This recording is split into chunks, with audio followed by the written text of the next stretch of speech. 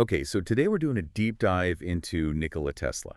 He's the inventor, the engineer, and, maybe the man who literally wired our modern world. He really did. Our mission is to look past the myths, figure out what his core achievements were, and see what lessons we can take from his genius and, frankly, his hardship. And you don't even need a history book for proof of his impact. You just need physics.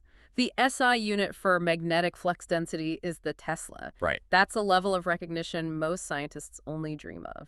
It's why Time magazine called him one of the 100 most significant people in history. So where does a mind like that come from? Well, he was born in 1856 in what's now Croatia. His father was an Orthodox priest, but Tesla always credited his mother. She had a knack for mechanical things. She did.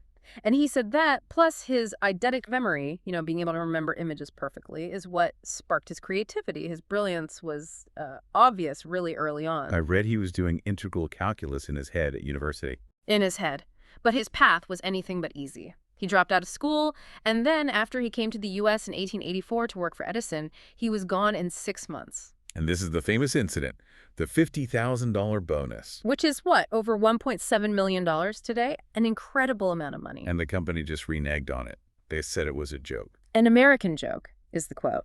And it makes you wonder, was he this pure visionary who just lacked that practical business cynicism? Because the result was crushing for him. Totally. After leaving Edison, he lost control of his first patents and was literally reduced to digging ditches for $2 a day. He called it a mockery of his education. But that's where the pivot happens. That struggle seems to have forged something in him. It absolutely did. By 1887, he's back. He forms the Tesla Electric Company and almost immediately patents the foundation of our entire electrical grid. The polyphase alternating current, or AC induction motor. Exactly. This was the breakthrough. It used a rotating magnetic field, which meant it was self-starting and didn't need a commutator. And the commutator, that was the big weakness of Edison's DC system. It was the Achilles heel. It was inefficient, and it limited how far you could send power. Tesla's AC system solved the problem of scale. And that's what gets George Westinghouse interested. Right. Westinghouse licenses the designs, and that partnership is what eventually wins the war of currents. It all leads to Tesla's system being used for the huge Niagara Falls power plant. And beyond the grid, his thinking was just. It was pure science fiction for the time. The Tesla coil in 1891. That famous transformer for generating high voltage, high frequency AC, he was lighting up tubes wirelessly in public demonstrations. And the remote-controlled boat in 1898.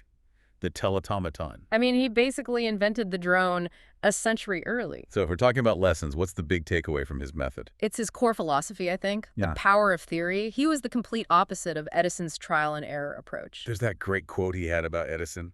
Oh, it's fantastic. He said, "I was almost a sorry witness of his doings, knowing that just a little theory and calculation would have saved him 90% of the labor." That's a lesson for any field, isn't it? Do the math first. But that same grand vision is what led to his most famous failure. The Wardenclyffe Tower. His dream of intercontinental wireless communication and wireless power. He got J.P. Morgan to fund it, but the scope was just too enormous. The money dried up. It did. And you see this tension in his life. He pursued these world-changing ideas, even when it meant financial ruin. He spent his later years living in hotels, always leaving unpaid bills. So you have this paradox. He gives us the architecture for the modern age, but he himself struggles. And the same mind gave us the AC motor, but also claimed to invent a death ray. The teleforce, yeah. He thought it would be a weapon to end all wars. His ambition was just, it was boundless, from world power to world peace. So here's a final thought for you to chew on, connecting his success and his failure. Does a visionary's lasting impact rely more on the achievable patents they perfect, like that AC motor, or on the impossible world-changing dreams they dare to chase?